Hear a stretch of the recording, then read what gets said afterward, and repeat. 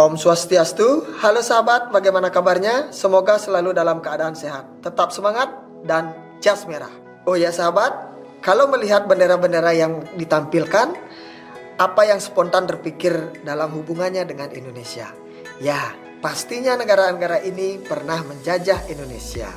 Semua penjajahan, kolonialisme, dan imperialisme barat di Indonesia memiliki peristiwa sebab dan akibat dengan peristiwa-peristiwa yang terjadi di Eropa pada masa abad pertengahan. Dan sekarang kita akan membahas tentang peristiwa-peristiwa tersebut. Tujuan pembelajaran kita kali ini yaitu peserta didik mampu menganalisis tentang Renaissance, merkantilisme, reformasi gereja, dan abad pencerahan, serta mampu menganalisis revolusi industri dan pengaruhnya. Sebelum kita membicarakan Renaissance, merkantilisme, reformasi gereja, Aufklärung, dan revolusi industri, kita akan menjelaskan dulu abad pertengahan. Istilah abad pertengahan merujuk pada masa antara jatuhnya kekaisaran Romawi Barat pada tahun 476 Masehi dan mulai masa Renaissance pada abad ke-16 di Eropa. Istilah abad ke-8 disebabkan pada masa ini Eropa nyaris tidak mengalami perkembangan. Kita masuk kepada masa Renaissance. Secara harfiah, Renaissance berasal dari bahasa Prancis yang berarti kelahiran kembali. Kelahiran Renaissance yaitu di kota Florence. Kota ini adalah kota perdagangan dan pelayaran yang sangat sibuk. Faktor-faktor kelahiran Renaissance. Yang pertama, munculnya banyak kelas menengah baru. Yang kedua, adanya dukungan penguasa dan bangsawan yang progresif yang mendukung dari gerakan Renaissance ini. Faktor yang ketiga, kenyataan pahit abad pertengahan di mana tidak berkembangnya ilmu pengetahuan di abad ini. Yang keempat, jatuhnya Konstantinopel.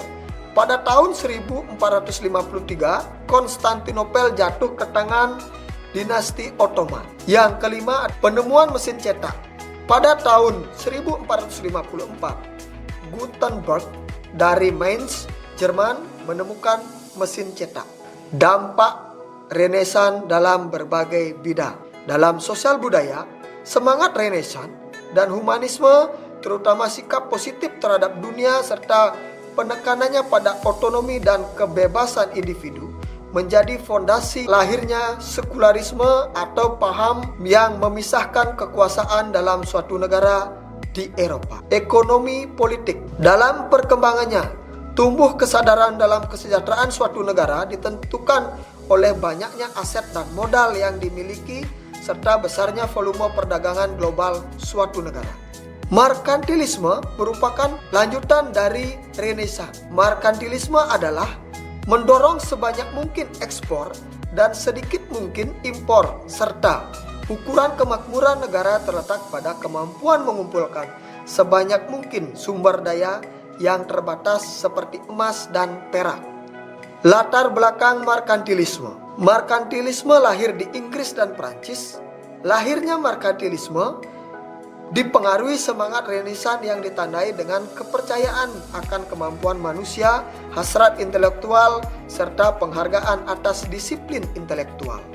Merkantilisme memicu era penjelajahan samudra dan imperialisme dengan tujuan menguasai koloni-koloni atau wilayah-wilayah yang akan menjadi sumber bahan baku dan pasar potensial.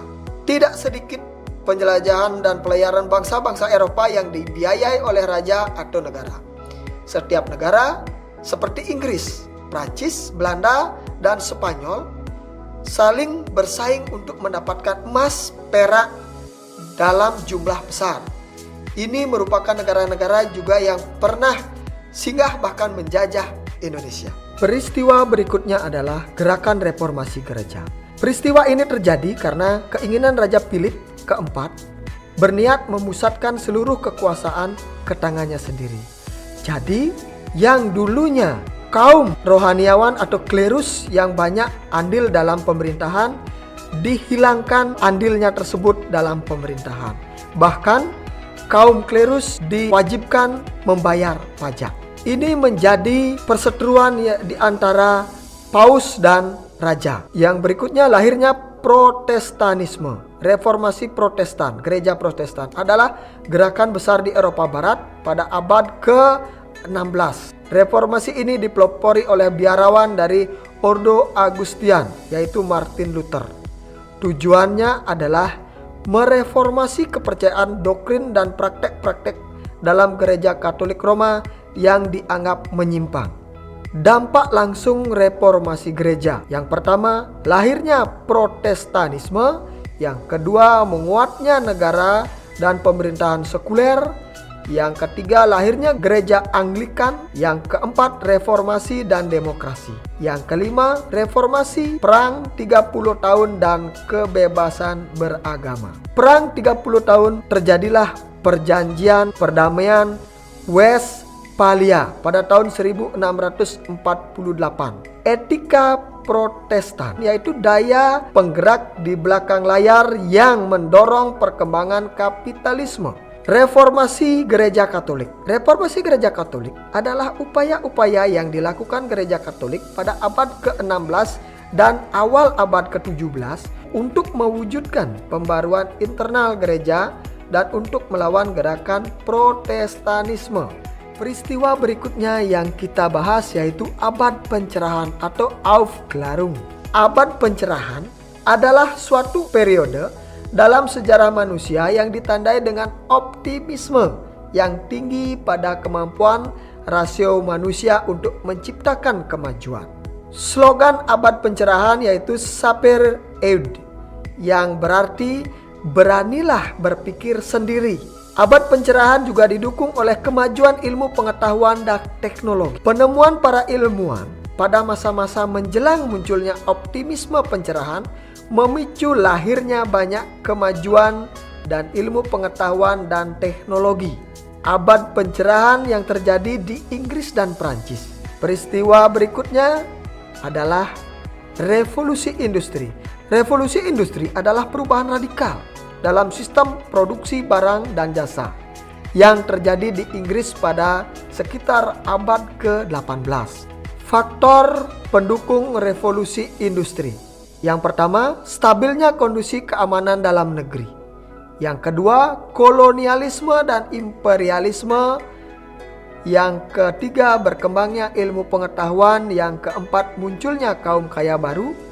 Yang kelima, sumber bahan mentah dan pasar hasil produksi. Yang berikutnya, kaya sumber daya alam, perlindungan hukum, arus urbanisasi, munculnya sistem ekonomi liberal dan tuntutan produksi massal. Revolusi industri pertama, inovasi dalam produksi katun di Inggris, tombol pemicu revolusi industri dan ekonomi modern. Revolusi industri kedua, perbedaan antara revolusi tahap pertama dan revolusi industri tahap kedua adalah sebagai berikut. A. Baja menggantikan sebagai bahan industri pokok, menggantikan besi. Penggantian batu arang dengan gas dan minyak serta penggunaan listrik. Perkembangan mesin otomatis, spesialisasi buruh, perubahan radikal dalam transportasi dan komunikasi, pertumbuhan bentuk-bentuk organisasi kapitalis, meluasnya industri ke Eropa Tengah dan Timur, bahkan sampai ke Timur Jauh. Dampak revolusi industri bagi Eropa dalam bidang ekonomi antara lain munculnya industri-industri besar, kapitalisme berkembang, dan industri kecil mati. Pengaruh revolusi industri terhadap perubahan ekonomi, sosial, budaya, dan politik Indonesia. Mengenal teknologi berbasis mesin, mengenal paham liberalisme, dilaksanakannya kebijakan pintu terbuka, politik etis yang menjadi ajang eksploitasi baru Belanda terhadap rakyat Indonesia. Demikianlah materi yang bisa disampaikan mengenai peristiwa-peristiwa penting yang terjadi di Eropa. Semoga bermanfaat bagi kita semua. Om Santi Santi Santi Om.